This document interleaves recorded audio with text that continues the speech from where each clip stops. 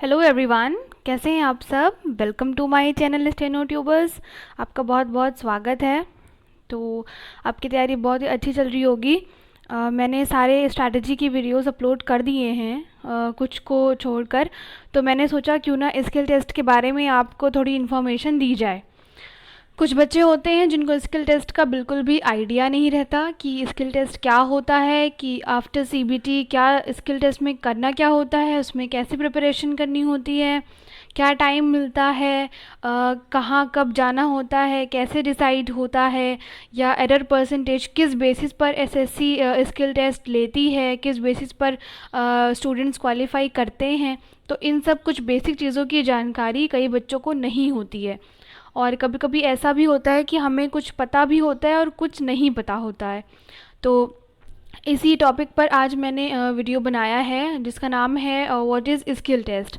इसमें मैं आपको सारी इन्फॉर्मेशन दूंगी कि आखिर स्किल टेस्ट में होता क्या है, कितना टाइम आपको मिलता है वहाँ टाइप करने के लिए, क्या टाइप करना होता है, कैसे टाइप करना होता है, ये सारी चीज़ें आपको इस वीडियो में मिलने वाली हैं। तो शुरू करते हैं। देखिए, पहला क्वेश्चन होता है कि व्हाट इज़ स्किल टेस्ट। तो ये नोटिफिकेशन में दिया होता है। तो इसमें लिखा है skill test in stenography, the candidates who are shortlisted in the computer based examination for the next stage will have to appear for the skill test in stenography. तो जो बच्चे ग्रेड सी का, grade D का कोई भी qualify करते हैं तो उनको उसी अकॉर्डिंग मिलता है स्किल टेस्ट देने के लिए। आपने दोनों में क्वालिफाई किया है तो आपको दोनों का स्किल टेस्ट अलग अलग देना पड़ेगा, और अगर आप ग्रेड सी का देना चाहते हैं, ग्रेड डी का नहीं देना चाहते हैं, तो वो भी सिस्टम होता है। देखिए, the candidates will be given one dictation for 10 minutes in English और हिंदी। ठीक है, अगर आप इंग्लिश आपका मीडियम है तो आप इंग्लिश में देंगे, हिंदी आपका मीडियम है तो आप हिंदी में देंगे। ये ऑनलाइन एप्लीकेशन फॉर्म जब आप सबमिट करते हैं तो उसमें पूछ लिया जाता है। तो आपको 10-10 मिनट के डिक्टेशन दिए जाते हैं, चाहे वो ग्रेड सी में हो या ग्रेड डी में हो। ग्रेड सी पहले होता है, इस बार पहले हुआ था 2018 में, और ग्रेड डी उसके बाद होता है। दोनों स्किल टेस्ट एक ही दिन होते हैं। ठीक है, 10-10 मिनट के होते हैं। 10 मिनट आपको वो बोलेंगे जो भी वर्ड रहेंगे, मैक्सिमम लिमिट जो दी जाती है। जो ग्रेड सी की स्पीड होती है वो 100 वर्ड पर मिनट होती है। ठीक है, यानी कि 1 मिनट में आपको वो 100 वर्ड बोलेंगे। और जो ग्रेड डी की स्पीड होती है वो 80 वर्ड पर मिनट होती है, यानी कि 1 मिनट में वो आपको 80 वर्ड्स बोलेंगे। ठीक है, उसके बाद आपको मैटर को ट्रांसक्राइब करना होता है कंप्यूटर पे। अब जान लेते हैं कि कितना कितना टाइम मिलता है। तो पहले बात कर लेते हैं हिंदी मीडियम के स्टूडेंट्स की। तो देखिए, ग्रेड डी के लिए उनको जो मिलता है यहाँ पे है, स्टेनोग्राफर ग्रेड डी पोस्ट के लिए जो लैंग्वेज उन्होंने सेलेक्ट करी है, जिनने हिंदी की बात मैं कर रही हूँ, उनको 65 मिनट्स मिलते हैं। ठीक है, 1 घंटा और 5 मिनट, तो टोटल 65 मिनट्स उनको मिलते हैं। मैं ये भी बता दूँ कि उससे पहले रीडिंग के लिए आपको 10 मिनट एक्स्ट्रा दिए जाते हैं। तो 65 मिनट्स में आपको पूरा मैटर टाइप करना रहता है, जिसमें 80 वर्ड पर मिनट की स्पीड से आपको बोला जाता है। तो टोटल वर्ड यहाँ पे आ जाते हैं 800 वर्ड। तो ये टोटल वर्ड जो रहते हैं आपको टाइप करना होता है 65 मिनट में। और ग्रेड सी की बात करें तो ग्रेड सी में जो होता है आपको 55 मिनट्स मिलते हैं। कम इसमें क्या है, टाइम भी कम है और वर्ड ज़्यादा हैं। और ग्रेड डी में आपके लिए टाइम ज़्यादा है और वर्ड्स कम होते हैं। तो ग्रेड डी तो बहुत आसानी से टाइप हो जाता है, बट ग्रेड सी में कई बच्चों को प्रॉब्लम्स होती हैं।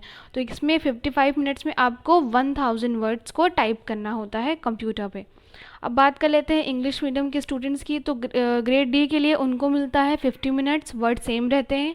और ग्रेड सी के लिए उनको मिलता है 40 मिनट्स। ऐसा क्यों है, क्यों टाइम में डिफरेंस है? इसलिए क्योंकि जो हिंदी मीडियम के स्टूडेंट्स रहते हैं, हिंदी में उनको कई सारी मात्राएं लगानी पड़ती हैं। ठीक है, देखिए, हिंदी इंग्लिश की कंपैरिजन में थोड़ा सा टाइम टेकिंग होती है। इंग्लिश में आपको कोई मात्रा नहीं लगानी है, कोई चंद्र बिंदु नहीं लगाना है, कोई कुछ भी नहीं लगाना है। ठीक है, सिर्फ कॉमा और कॉमास और फुल स्टॉप का ध्यान रखना होता है, इसलिए हिंदी के स्टूडेंट्स को टाइम ज़्यादा दिया जाता है।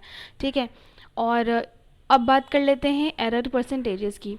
तो आपको ये भी पता होगा कि किस बेसिस पर एसएससी क्वालिफाई करती है बच्चों को, वो है एरर परसेंटेज। अगर इन एरर परसेंटेजेस में आप लाई कर रहे हैं, इसके अंदर आते हैं, तो आप क्वालिफाई कर दिए जाते हैं। अगर आप इससे बाहर जाते हैं तो क्वालिफाई नहीं होते हैं। तो देखिए, देख लेते हैं ग्रेड सी के लिए। तो सबसे पहले बात कर लेते हैं जनरल के लिए। तो जो ग्रेड सी के लिए जो मिनिमम मैक्सिमम एरर दी गई हैं वो है 5%। यानी कि ग्रेड सी में आपको 1000 वर्ड्स मिलते हैं और आप इसका 5% जब निकालेंगे, यानी कि अगर 5% इसकी एरर हैं तभी आप ग्रेड सी में क्वालिफाई होंगे अगर आप जनरल हैं। ओबीसी के लिए 7% एरर ये जो होती हैं ये माफ़ होती हैं एरर्स। इतनी एरर्स अगर हो रही हैं तो कोई बात नहीं, अगर इससे ज़्यादा होती हैं तो आप डिसक्वालीफाई हो जाते हैं। एसटी के लिए, एससी के लिए, इन तीनों के लिए सेम है, 7% एरर दी जाती हैं ओएच, वीएच और पीडब्ल्यू। बाकी अदर यानी कि जनरल को छोड़कर जनरल को मिलती हैं सिर्फ 5% एरर जो माफ़ होती हैं, और बाकी जिनको मिलती हैं वो 7% एरर है ग्रेड सी के लिए। ऑल राइट, ये क्लियर हो गया होगा आपको। अब बात कर लेते हैं ग्रेड डी के लिए। तो ग्रेड डी के लिए देखिए, यूआर को जो एरर दिया जाता है लिमिट वो दिया जाता है 7%। 800 वर्ड का ये होता है ग्रेड डी का। तो 800 वर्ड का आप जब 7% निकालेंगे तो जो आपको मिलेगा 56 एरर्स मिलेंगी। वो आधी और फुल एरर जो होती हैं वो मैं आपको अगली वीडियो में डिस्कस करूँगी। तो इससे आप जान सकते हैं कि यूआर के लिए 7% एरर की छूट होती है। बाकी जितने भी कैंडिडेट्स हैं ओबीसी, एसटी और SC, ESM, OH, VH, PWD जितने भी कैंडिडेट्स हैं उन सब के लिए 10% एरर की छूट होती है। ठीक है, तो कुछ ऐसा सिस्टम है एसएससी जिस तरह से क्वालिफाई करती है स्किल टेस्ट के लिए। आई होप आपको ये क्लियर हो गया होगा। मेरा मोटो यही था कि मैं आपको स्किल टेस्ट के बारे में अवेयर करा सकूं, और नेक्स्ट वीडियो में मैं आपको इसके इवेल्युएशन समझाने की कोशिश करूंगी कि इस बेसिस पे एरर निकालती है एसएससी, क्या एरर होती हैं, कौन सी फुल एरर्स होती हैं, कौन सी हाफ एरर्स मानी जाती हैं, और पैरा वगैरह के बारे में भी डिस्कस करूँगी। और उसके बाद मैं आपको स्किल टेस्ट की पूरी प्रोसेस समझाऊंगी कि उस दिन क्या होता है, कैसे आपको कितने मिनट क्या दिया जाता है टाइप करने के लिए, कैसे आपका डीबी होता है, वो सारी जानकारी आपको उस वीडियो में मिल जाएंगी। तो तब तक के लिए वेट करिए, ध्यान रखिए, पढ़ते रहिए। Thanks for watching steno tubers. अच्छा लगे तो सब्सक्राइब कर लीजिएगा और शेयर कर दीजिएगा और बच्चों को जिनको ज़रूरत होगी। और कई बच्चे ऐसे होंगे जो आप जानते होंगे कि उनको नहीं पता है, तो प्लीज़ उन्हें बता दीजिए, उन्हें शेयर करिए, एटलीस्ट उनकी भी मदद हो सके। All right, thanks for watching steno tubers.